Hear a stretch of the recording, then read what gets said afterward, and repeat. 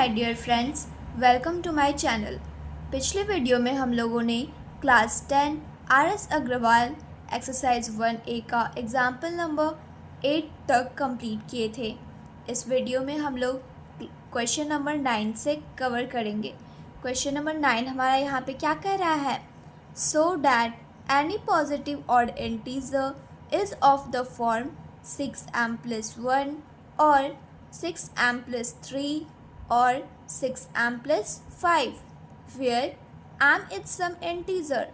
हम लोगों को शो करना है कि कोई भी पॉजिटिव और इंटीजर जो है वो किस फॉर्म में होते हैं, 6m + 1 के फॉर्म में होते हैं या 6m + 3 के फॉर्म में होते हैं या 6m + 5 के फॉर्म में होते हैं। Where m is some integer, जहाँ पर कि हम लोग m का वैल्यू जो है वो कोई भी इंटीजर को ले सकते हैं। For example 1, 2, 3, 4 etcetera. सबसे पहले जो है हम लोग पॉजिटिव और इंटीजर को मान लेते हैं, तो लिखेंगे लेट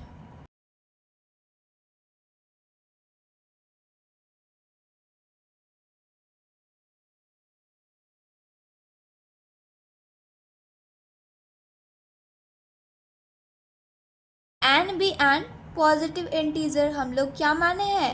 एक पॉजिटिव इंटीजर माने किसको? एन को। Let n be an positive odd integer, क्योंकि हम लोग को क्या फाइंड करने के लिए बोला जा रहा था? ऑड इंटीजर को। अब जो है अगर हम लोग एन को 6 से डिवाइड करेंगे, किससे डिवाइड करेंगे? 6 से, क्योंकि हम लोग को यहाँ पे किस फॉर्म में शो करना है? 6m + 1 के फॉर्म में।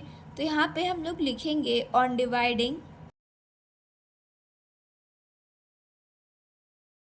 n by 6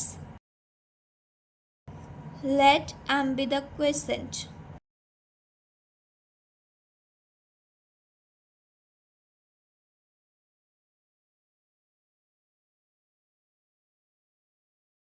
and r be the remainder। अगर हम लोग n को 6 से डिवाइड करेंगे तो हमारा जो है कुछ वैल्यू क्वोशिएंट आएगा, जिसको कि हम लोग क्या माने? m मान लिए, और कुछ वैल्यू जो है वो रिमाइंडर आएगा, जिसको कि हम लोग क्या मान लिए? r मान लिए। अब जो है हम लोग लिखेंगे यहाँ पे by Euclid's division lemma.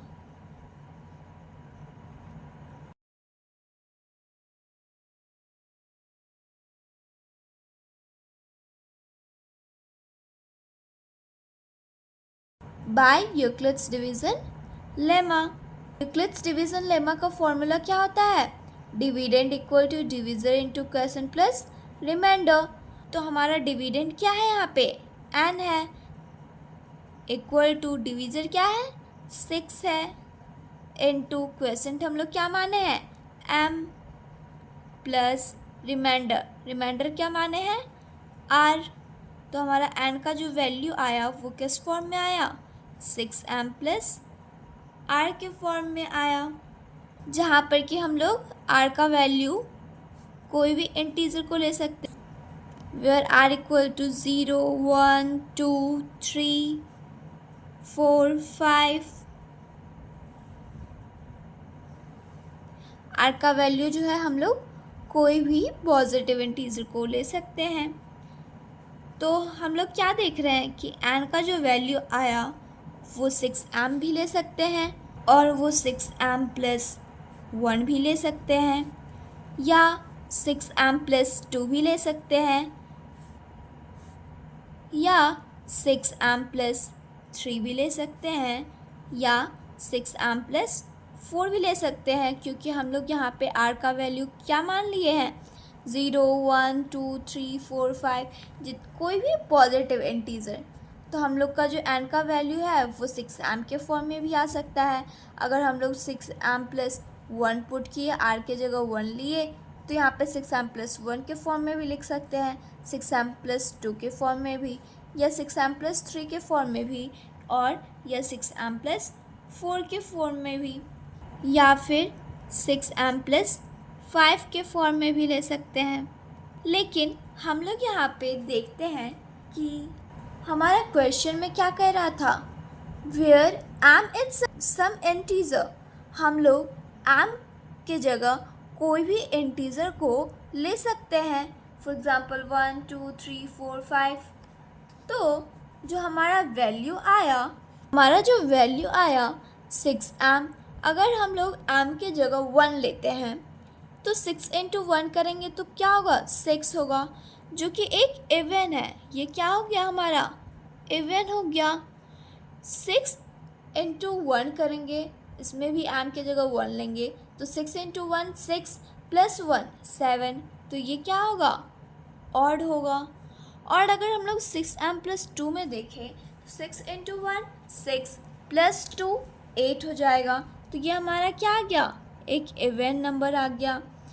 6m plus 3 में अगर हम लोग 6 इंटू 1 करेंगे 6 प्लस 3 9 हो जाएगा, जो कि एक ऑड हो गया।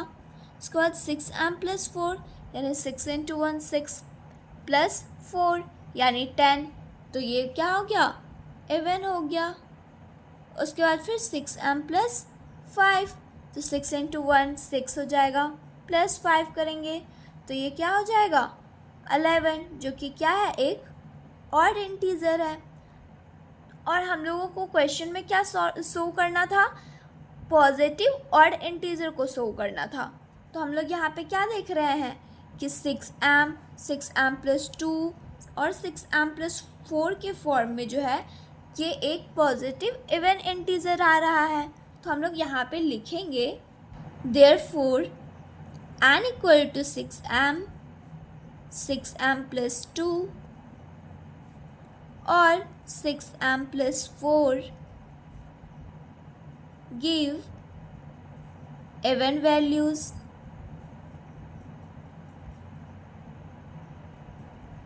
ऑफ n, हमारा जो n का वैल्यू है वो 6m और 6m प्लस 2 और 6m प्लस 4 के फॉर्म में इवन वैल्यूज़ दे रहा है।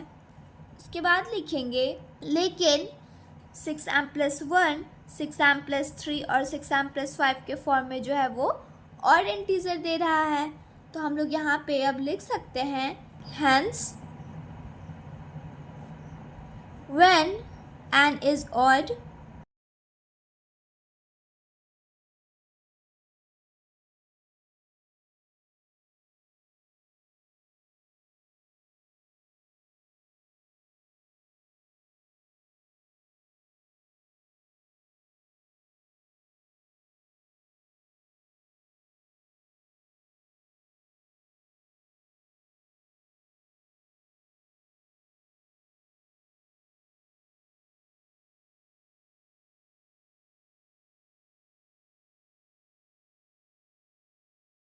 क्या लिखे हम लोग, hence when n is odd, जब n जो है वो ऑड होगा, it is of the form, वो किस फॉर्म में होगा, 6m प्लस 1 के फॉर्म में या 6m प्लस 3 के फॉर्म में और 6m प्लस 5 के फॉर्म में फॉर सम इंटीजर m, जहाँ पर कि m का जो वैल्यू है वो हम लोग कोई भी इंटीजर को ले सकते हैं।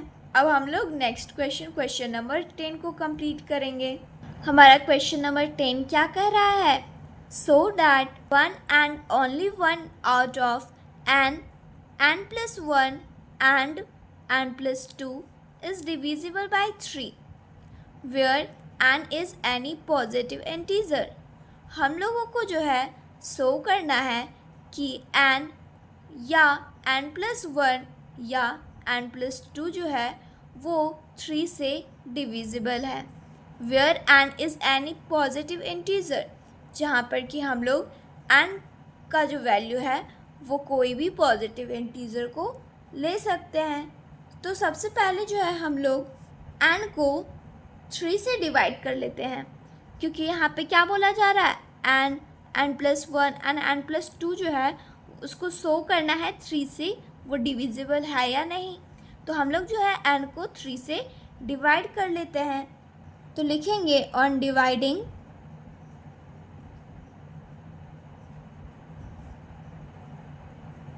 n by 3, let q be the quotient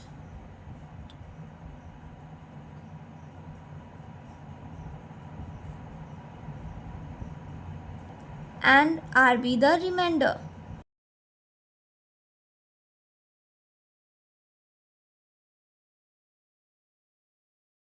अगर हम लोग n को 3 से डिवाइड करेंगे तो हमारा कुछ वैल्यू क्वेश्चन आएगा, तो हम लोग उसको क्या मान लिए, q मान लिए. And r be the remainder, हमारा कुछ वैल्यू रिमाइंडर भी आएगा, तो हम लोग उसको क्या मान लिए, r मान लिए. अब यहाँ पे हम लोग लिखेंगे बाय यूक्लिड्स डिवीजन लेमा.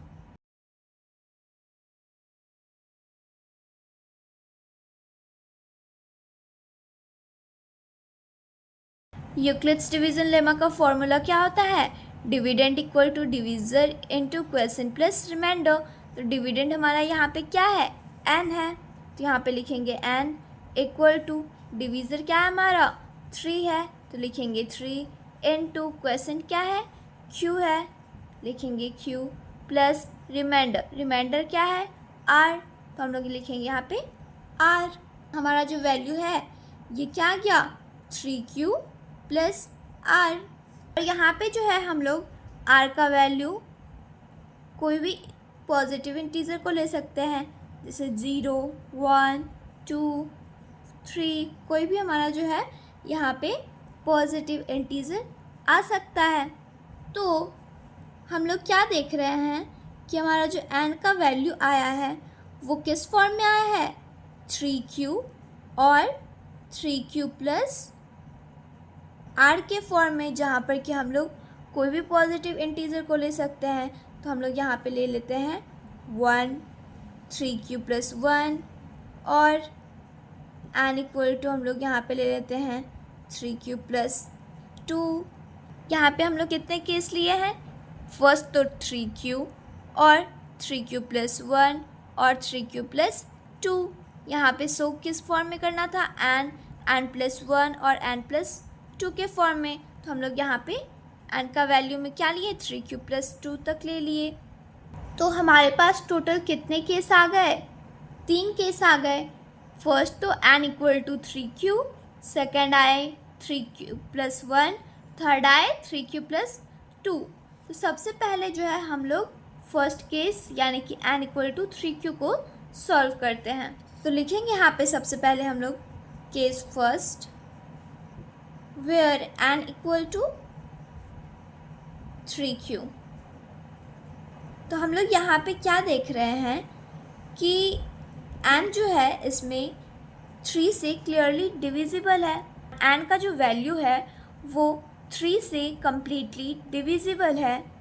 तो यहाँ पे हम लोग लिख देंगे where n is clearly divisible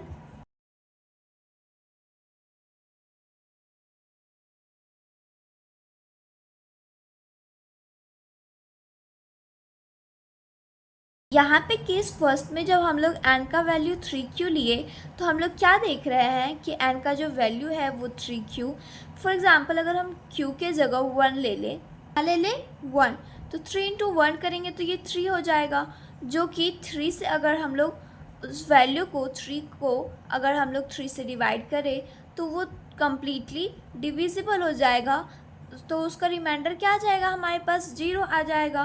तो हम लोग वही यहाँ पे लिखे हैं where n is clearly divisible by 3. n का जो वैल्यू है वो 3 से क्लियरली डिविजिबल है. अब जो है हम लोग सेकंड केस को सॉल्व करेंगे. तो लिखेंगे case 2 where n equal to 3q plus 1. और हम लोग को सो किस किस के फॉर्म में करना था, हम लोग को क्वेश्चन में सो किस किस के फॉर्म में करना था, n के फॉर्म में और n प्लस 1 के फॉर्म में और n प्लस 2 के फॉर्म में. तो हम लोग जो है n प्लस 2 के फॉर्म में इसको सॉल्व करते हैं. केस 2 में हम लोग क्या लिए, where n equal to 3q plus 1. तो अगर हम लोग इसको n प्लस 2 के फॉर्म में सॉल्व करें, n का वैल्यू क्या है यहाँ पे हमारा 3q प्लस 1. तो यहाँ पे लिखेंगे 3q प्लस 1 प्लस 2. तो यहाँ पे लिखेंगे प्लस 2. तो ये क्या आ जाएगा 3q प्लस 3. क्या आ गया 3q प्लस 3. हम लोग अब क्या देख रहे हैं कि ये 3q प्लस 3 में जो है 3 कॉमन आ रहा है. तो हम लोग ये ले लिए 3q प्लस 1, तो हम लोग क्यू की जगह कोई भी इंटीजर ले, फॉर एग्जांपल 1, तो 1 + 1 कितने होंगे? 2 को अगर हम लोग 3 से मल्टीप्लाई करेंगे तो क्या होगा? 6, और 6 को अगर हम लोग 3 से डिवाइड करेंगे तो वो 3 से कम्प्लीटली डिविजिबल हो जाएगा। 3q + 1 जो है वो क्लियरली डिविजिबल है 3 से। किससे डिविजिबल है? 3 से। तो हम लोग लिखेंगे यहाँ पे in this case n plus 2 is divisible by 3। अब जो है हम लोग थर्ड केस लेते हैं। थर्ड केस हम लोग यहाँ पे क्या माने हैं? n = 3q + 2, और हम लोग को शो किस किस के फॉर्म में करना था? n के फॉर्म में, n + 1 के फॉर्म में एंड n + 2 के फॉर्म में। हम लोग n के फॉर्म में और n + 2 के फॉर्म में शो कर चुके हैं। तो हम लोग केस थर्ड में जो है n + 1 के फॉर्म में शो करेंगे। केस थर्ड में हम लोग n का वैल्यू क्या मान लिए? 3q + 2 मान लिए, वेयर n = 3q + 2। और हम लोग को शो किस किस के फॉर्म में करना था? n के फॉर्म में, n + 2 के फॉर्म में और n + 1 के फॉर्म में। तो हम लोग फर्स्ट केस में n के फॉर्म में शो किए, सेकेंड केस में n + 2 के फॉर्म में शो किए, और थर्ड केस में अब हम लोग किस फॉर्म में शो करेंगे? तो n + 1 के फॉर्म में शो करेंगे। तो अब हम लोग लिखेंगे देन n + 1 = n का वैल्यू क्या माने हम लोग यहाँ पे? 3q + 2। तो लिखेंगे 3q + 2, ये +1 हो जाएगा यहाँ पे। तो क्या आ रहा है हमारा वैल्यू? 3q + 3। यहाँ पे क्या देख रहे हैं? 3q + 3 में जो है 3 कॉमन आ रहा है, तो यहाँ पे 3 कॉमन ले लिए तो q + 1 हो जाएगा। अगर हम लोग q का वैल्यू यहाँ पर भी कोई इंटीजर ले, फॉर एग्जांपल 1, तो 1 + 1 क्या हो जाएगा? 2 × 3 करेंगे तो 6 हो जाएगा। और अगर हम लोग 6 को 3 से डिवाइड करेंगे तो वो 3 से कम्प्लीटली डिविजिबल हो जाएगा। तो यहाँ पर भी जो है हम लोग क्या देख रहे हैं कि n + 1 का जो वैल्यू आया वो 3 से कम्प्लीटली डिविजिबल है। तो हम लोग यहाँ पे भी लिखेंगे in this case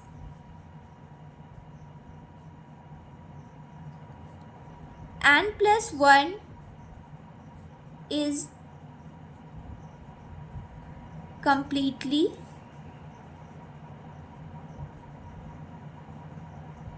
divisible by 3। अब हम लोग लिखेंगे hence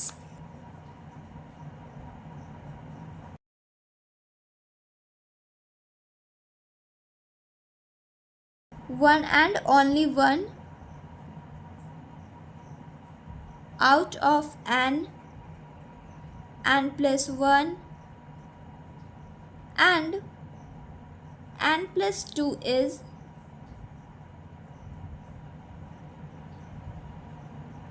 divisible by 3। हमारा जो वैल्यू आया n का और n + 1 का और n + 2 का, वो कम्प्लीटली 3 से डिविजिबल हो गया। यही हम लोगों को शो करना था। तो आशा करते हैं आप लोगों को ये दोनों क्वेश्चंस अच्छे से समझ में आए होंगे। अगर आप लोगों को ये वीडियो अच्छी लगे तो प्लीज़ इस वीडियो को लाइक करें, शेयर करें और इस चैनल को सब्सक्राइब करें। मिलते हैं जल्द ही नेक्स्ट वीडियो में, तब तक के लिए थैंक यू।